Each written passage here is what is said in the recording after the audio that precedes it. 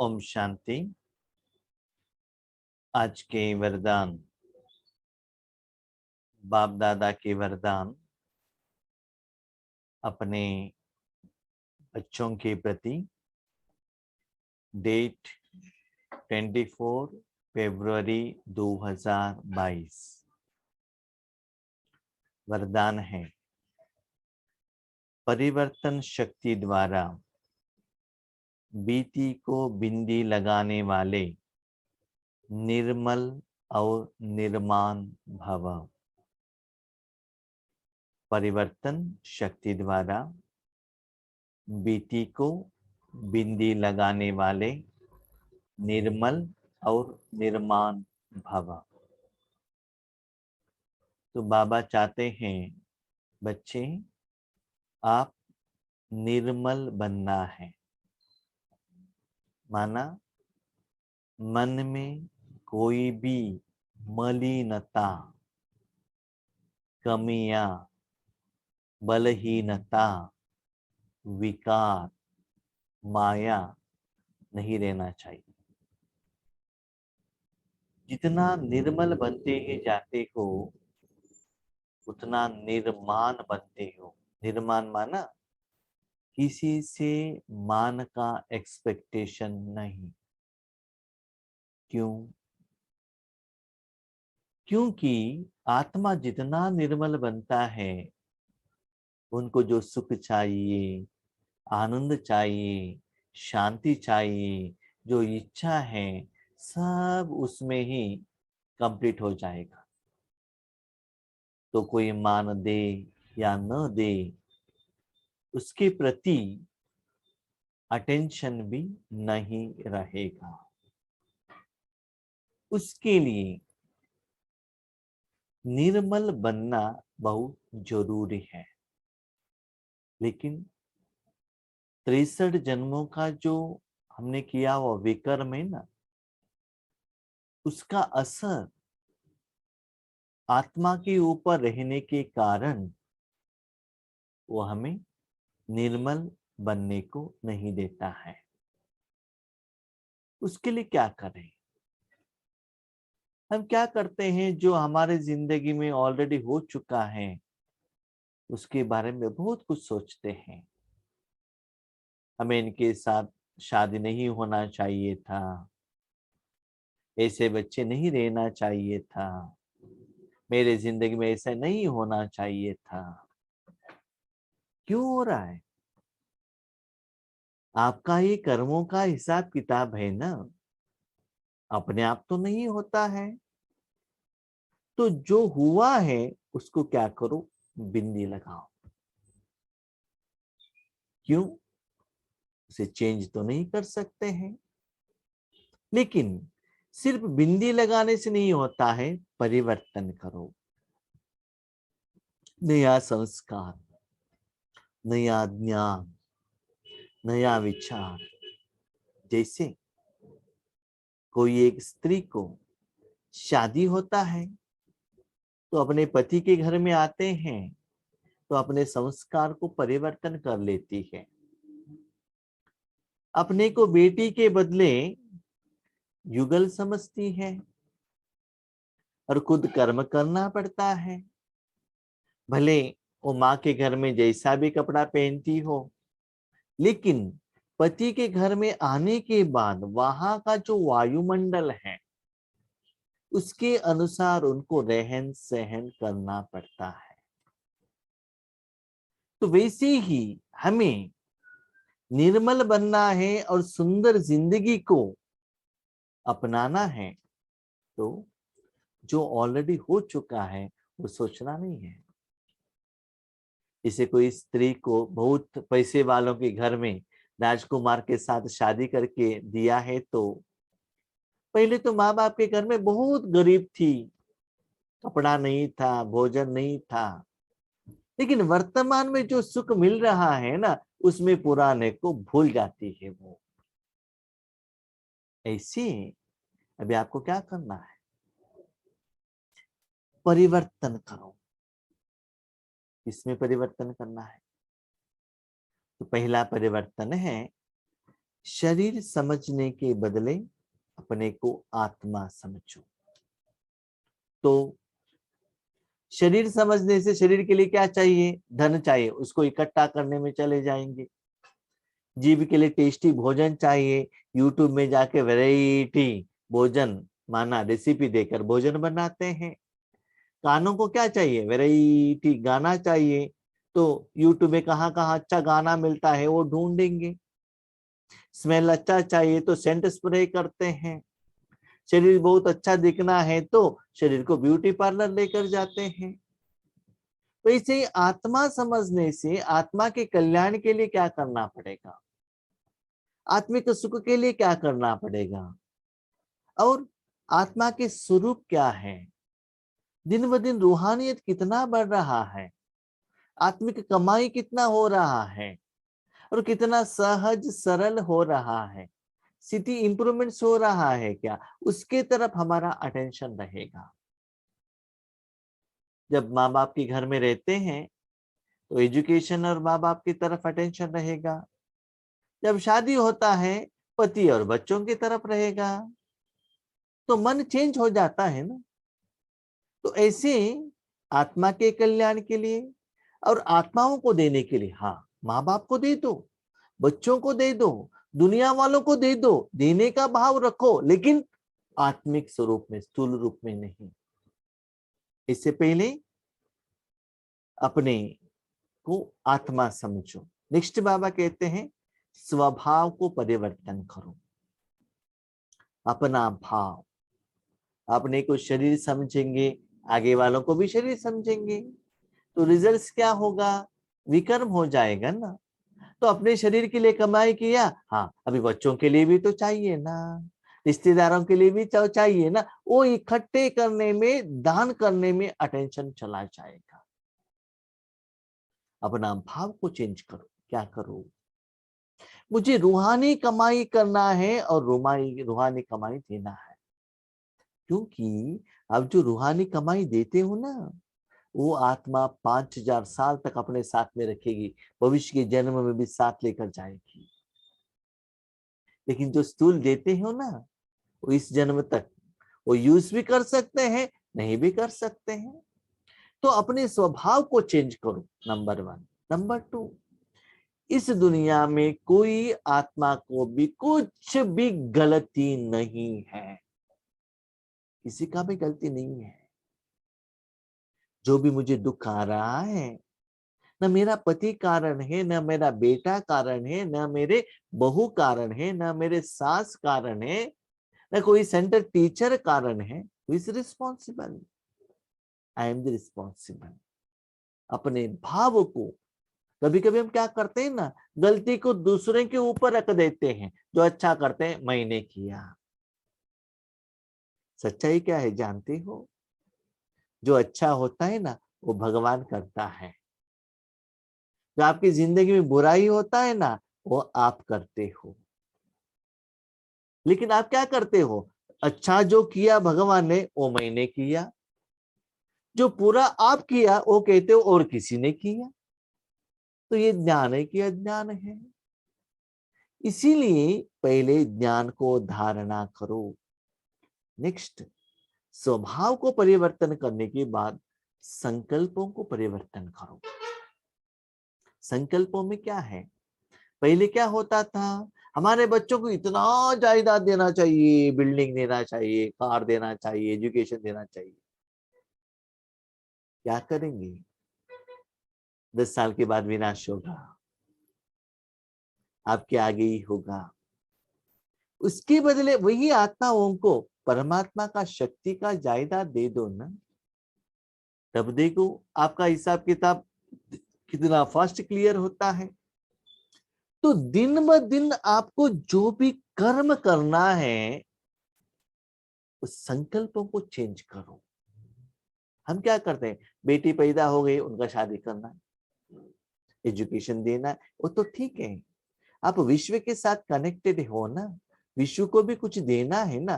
तो रूहानी कल्पना, रूहानी चिंतन, रूहानी सेवा, रूहानी दातापन, इसके तरफ अटेंशन रखो। साथ में। इसके बीच में जो व्यर्थ आता है उसके तरफ भी अटेंशन रखो। जो व्यर्थ है, जो अनवांटेड है, स्पेशली जब आप बाबा के बच्चे बनने के बाद जो लौकिक वाले जो कहते हैं ना, ये ठीक नहीं है, आपने ठीक नहीं किया, आपने गलत किया, ये जो भी है ना वो चेंज करो। कल हमारे घर में एक दो स्त्री आए थे, वो ईश्वरी ज्ञान के बारे में डिस्कशन कर रहे थे। वो कह रहे हैं हम ईश्वरी ज्ञान लेंगे तो आपके जैसे अपने संसार को छोड़कर चले जाएंगे तो क्या होता है।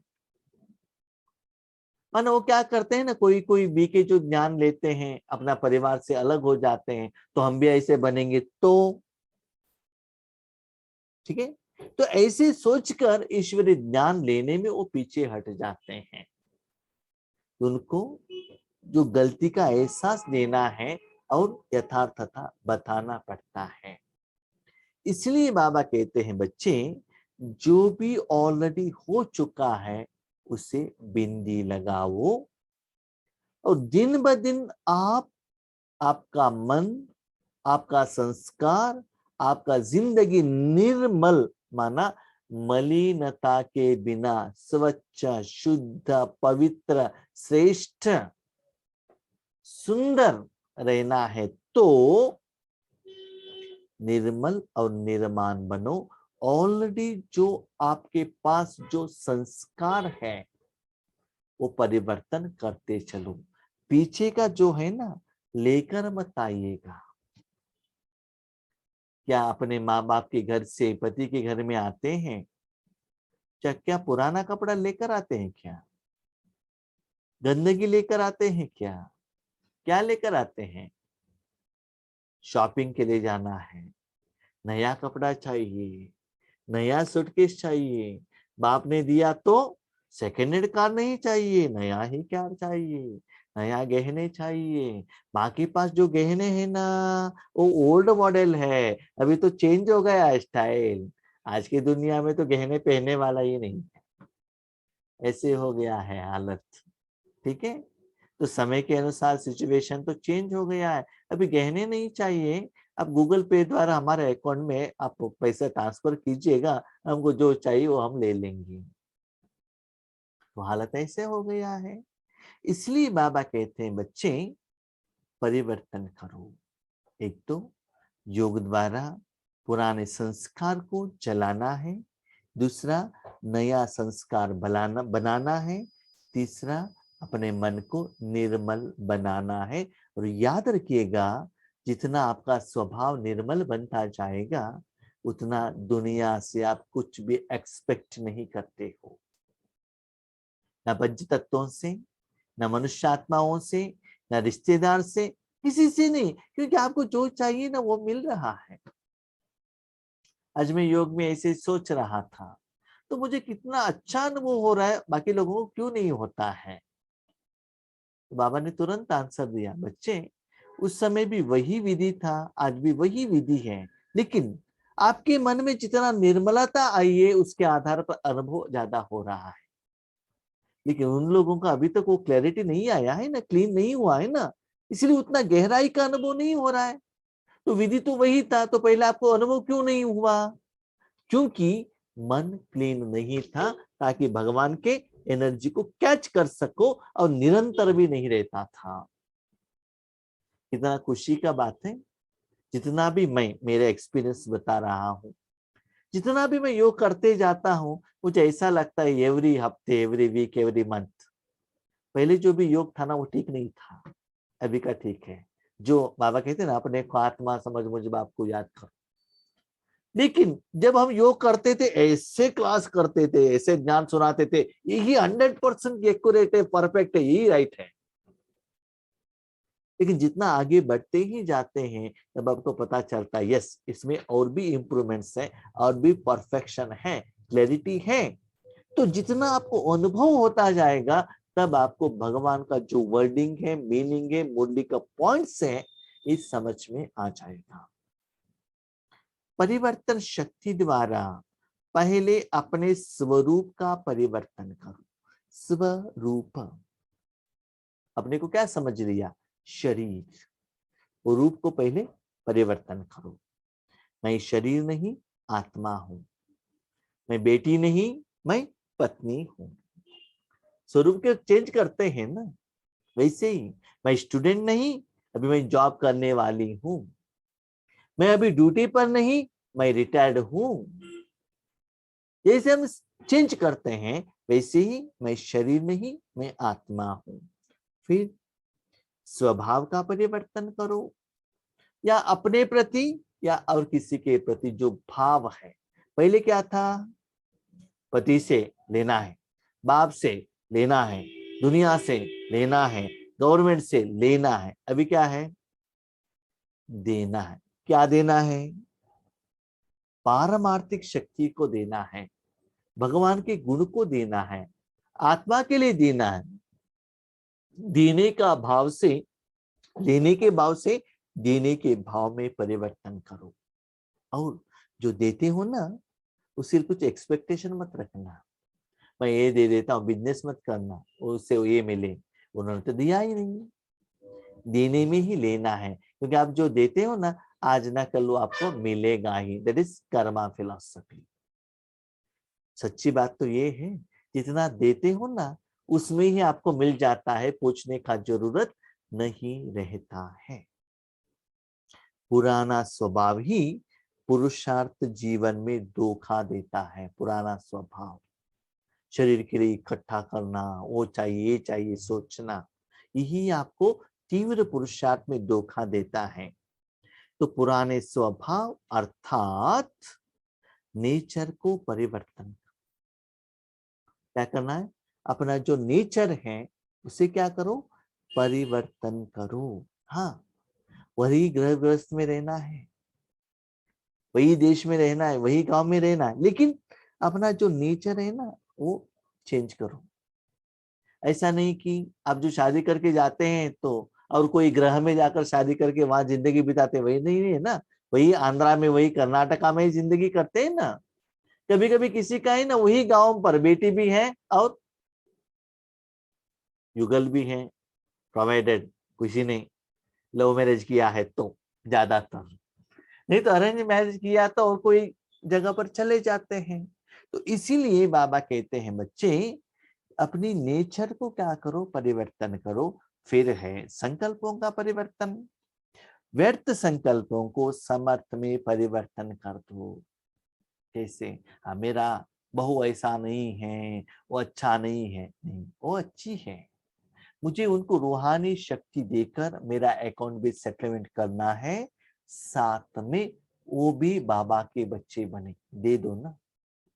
ऐसे उनके प्रति संकल्प चेंज करो। कोई भी आत्मा हो, कोई भी गरीब हो, बाबा मैं शक्ति द्वारा उनको, माना क्या हो, पैसा मिले, रूहानी पैसा मिले। याद रखिएगा, पैसा आप देंगे ना, आज देंगे कल खाली हो जाएगा। वही ज्ञान देंगे तो कितना खुश होंगे। तो आज भी बहुत आत्माएं, माताएं हमें कहते हैं, भाई जी आपके द्वारा हमें सच्ची राजयोग का विधि सीख लिया। तो कितना खुश होता है। मैं देखता हूं कभी कभी वो भी कुछ हमको टोली देते हैं, सौगात देते हैं, जो भी देते हैं, उन्होंने क्या दिया वो भी भूल जाते हैं, हमने क्या लिया वो भी भूल जाते हैं। लेकिन जो वो रूहानी अनुभव है ना, उस समय उन्होंने जो लिया, हाँ यस, हमें सच्चे रास्ते में ला। आज एक माता अभी भी ऑलरेडी है, आपने देखा होगा, द्राक्षा नम्मा करके कोई ज्वाइन हुई है। वो आज ही शाम को ज्वाइन हुई है।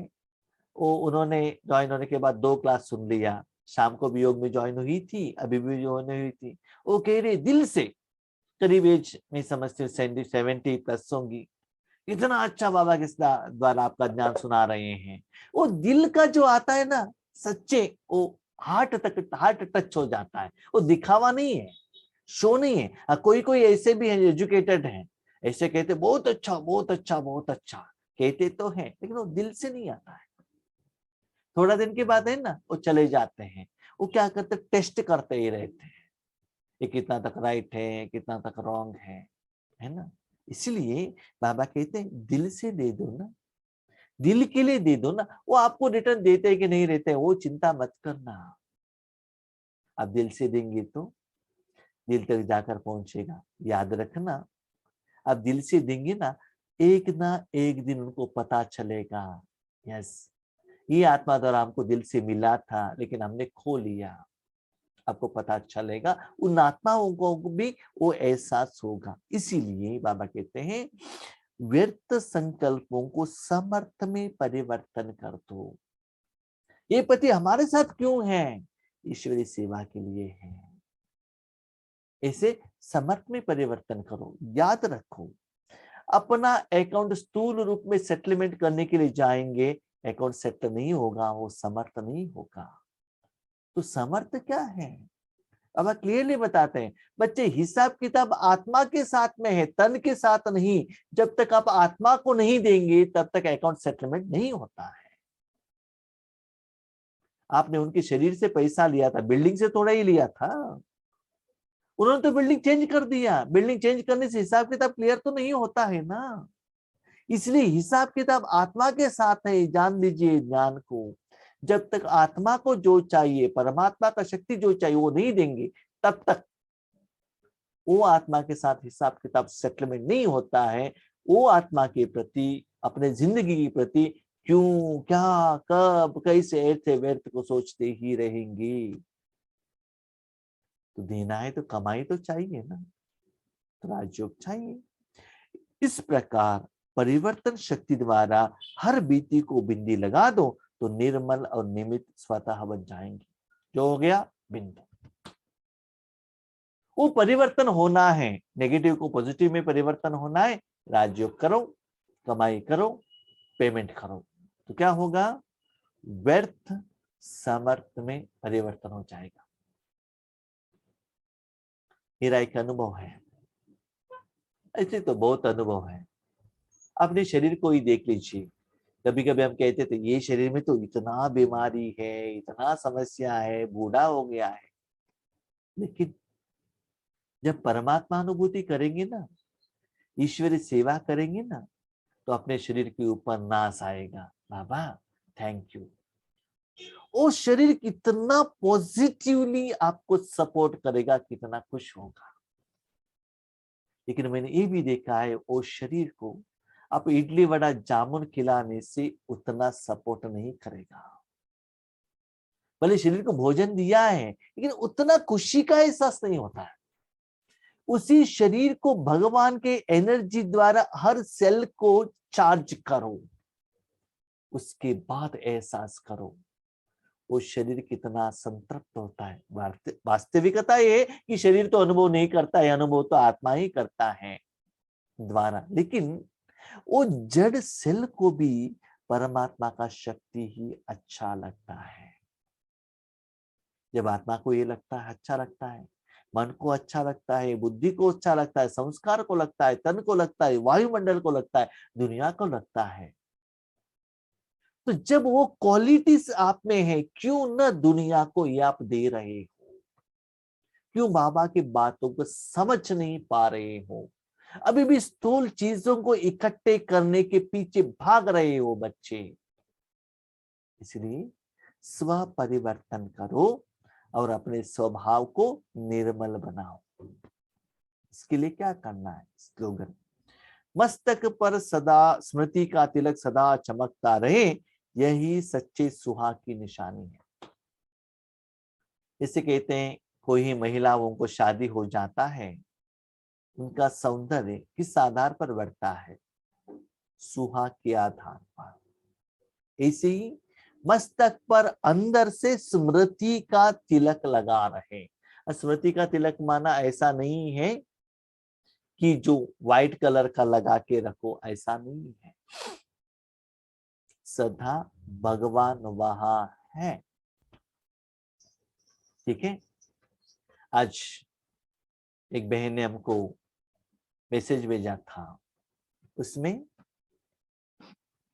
दादी जी, गुलजार दादी कह रही थी, क्या कह रही थी?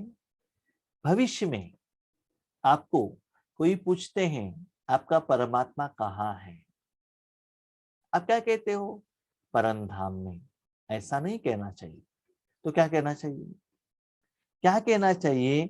मेरे पिता को मेरा दिल अच्छा लगता है, तो मेरा बाबा सदा मेरा दिल में रहता है।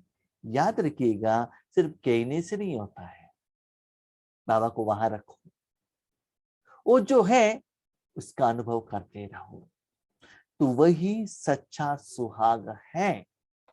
इससे क्या होता है, जितना बाबा वहां रहता है, आपका विकर विनाश होगा, रोशनी ज्यादा होगा और चमकता रहेगा, एनर्जी ज्यादा फ्लो होता रहेगा, परिवर्तन भी होगा।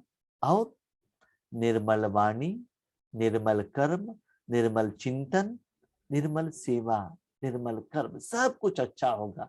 आप इतना सेपरेट, इंडिपेंडेंट, पावरफुल आत्मा बन जाएंगे और हर सेकंड आप ईश्वरीय सुख को अनुभव करेंगे। इसलिए तो इतना साल हम ईश्वरीय सुख को अपनाया है। ऐसा नहीं कि दुनिया में जो दुख दर्द है वो फील करने के लिए हम बाबा के बच्चे नहीं बने। कितना त्याग किया, कितना रात दिन एक किया, कितना अमृत वेले उठ गए, भोजन खाना बंद कर दिया, क्यों? जो त्याग का, भाग्य का अनुभव तो करना, सेटिस्फेक्शन होना चाहिए ना। कोई कोई बहुत अच्छा पढ़ाई पढ़ते हैं, अच्छा जॉब मिलता है, सैलरी मिलता है, तो कितना उनको खुशी होता है। पुराने जिंदगी का जो भी उन्होंने त्याग किया है वो भूल जाते हैं।